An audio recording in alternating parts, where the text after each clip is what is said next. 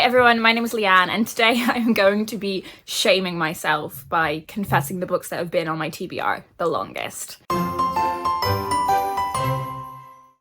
So I have been a major book collector for many years now. I have a consistently growing TBR that has hundreds of books on it now. I would love to get to the point where my TBR was maybe like 50 books and they were all books that I had bought in the past 2 years. But we have a bit of a backlog. We have some books that have been on my TBR for many years now. So today I'm going to be telling you about the 10 contemporary books that have been on my TBR the longest. I do have some classic books that have been on my TBR for a little bit longer. For example, the book that has been unread on my TBR for the longest is Moby Dick, which I got in 2015. I see my classics reading goal as almost like a separate reading goal. It's a lifetime thing that I have, that I want to read the classic books that I've acquired. So I don't feel the same level of time pressure to read some of those books as I do the more contemporary books on my shelves. So we're just going to be talking about the 10 contemporary books that have been on my TBR the longest. And we're going to go from the book that has been on my TBR the longest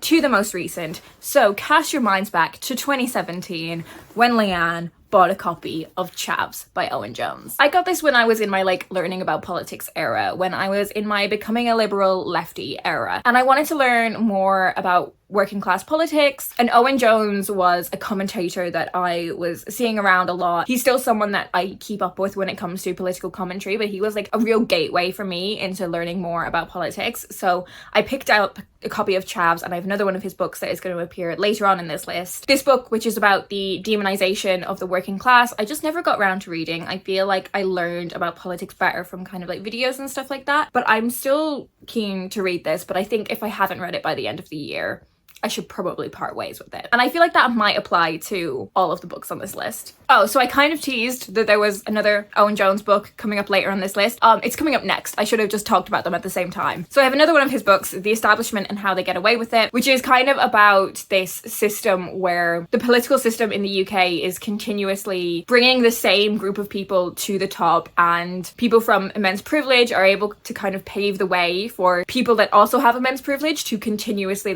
run the show, and how they just continuously get away with doing that. Maybe I should listen to these on audio. That might be the way that I engage with them better than actually reading them. Quite a tone shift now. Another one of the books that has been on my TBR since 2018 is Here's Looking at You by Mari McFarlane. Now, I have read a couple of Mari McFarlane's more recent books and really enjoyed them. I didn't love any of them, and that's maybe why I haven't picked up a piece of her earlier work. I picked this up way before I was kind of accepting of the fact that I did really love romance fiction, and particularly romantic comedies. Mari McFarlane is a very funny romance writer, but I bought a copy of this before I had really embraced the fact that I was into romance fiction, and I really am. And I feel like as more contemporary romance fiction has come out and I've just become really interested in the new hot thing, I've just continuously kind of neglected to go and read this book, and I really should. Girls on Fire by Robin Wasserman. This has also been on my TBR since 2018, and it has almost been unhauled so many times. I think I hate the cover of this book, which sort of puts me off it. I think this is a book that has very dark elements to it. I mean, the strapline says it starts with a suicide and ends with a death. And it's about kind of the pressures and power of female adolescence and the kind of intensities of female friendships and how they can become quite dark. And I do just find that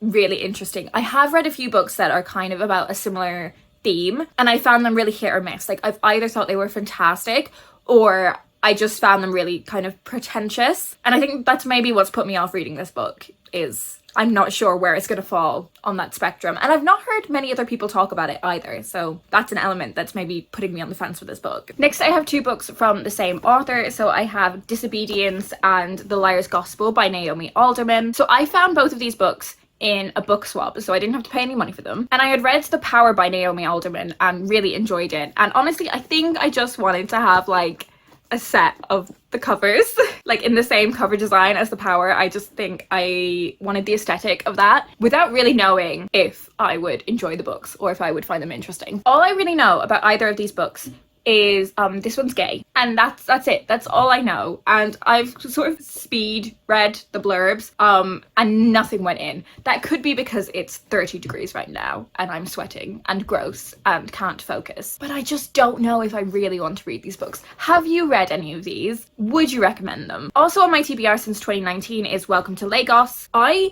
love the cover for this book. I think it is gorgeous. So this is a book that is about 5 runaways who are going to Lagos on a bus in search of a better life, and all of these runaways are quite different, but they share this need for escape and this dream of a better future. And I just love books that bring together people from very different walks of life, so I don't know why I haven't picked this one up yet. Again, it's possibly because I never really heard a lot of people talking about it. If you've read this one, do let me know. Still in 2019, I am yet to read The Roundhouse by Louise Erdrich. So this is a book that is about an extremely heavy topic. This book deals very heavily with rape, and I think that's probably the reason why it has been on my TBR for quite a long time. I mean, I have read other books about that subject matter and have absolutely been fine, but I just think every time I've gone to pick up this book, I've really had to kind of talk to myself about like what frame of mind I am in at that moment, and if this is a topic that I feel able to read about. And just sometimes I've been like, I don't know if I can read something that heavy right now, but I do think I would like to read this. Finally, I have 2 non-fiction books that have been on my TBR since 2020. So Decolonizing the University. This is published by Pluto Press, who are one of my favorite radical publishers. I have a lot of books from them that I have read and loved, and a lot of books that I am yet to read, but really looking forward to them expanding and increasing my like world understanding. This is a book about how many universities are steeped in a colonial history. Maybe they were founded by someone who was a colonizer, or there are places in the university where colonizers are celebrated, for example in a statue, or how a library being named after them, and how that colonization seeps through the rest of the institution of that university, and how that is not okay. I think the reason I haven't got around to this one yet is because I know that it will be quite academic, so I've kind of always been gearing myself up to read it, and I should just read it. Similarly, I have Sex and Punishment, 4,000 Years of Judging Desire. I think I'm also intimidated by the fact that this might be pretty academic as well. So if you've been around this channel, you will know that I love to read nonfiction about kind of gender, sex, sexuality, the history of sexuality, modern celebrations of sexuality, like all of those topics I find really, really interesting. And this is a book that is about the role of sex throughout history and kind of how it is connected to punishment. I guess because I don't read a lot of like history books, that's why I'm kind of intimidated by this one, and it is also chunky. But I do think I will really love this one. Like, it's one that has been recommended to me many times. I think it's probably just one that I will read over the course of a very long time. Like, it's one that I might read over the course of a couple months rather than like something that I'm gonna read cover to cover. So that's it. They are the books that have been on my TBR the longest. Have you read any of these? Do you think I should just unhaul some of these, or are there some that you would really like to encourage me to read? Let me know down below in the comments. Are you someone that will read books basically as soon as they come into your life, or are you like me and you have a few books that have been with you for many years? And many house moves, and about to go through another house move. If you want to let me know you're here but you don't have anything in particular to say, leave me a time emoji, so like a clock or something, because these books have been on my TBR for a very long time. That is it for me today. I hope you're doing well, and I will speak to you very soon.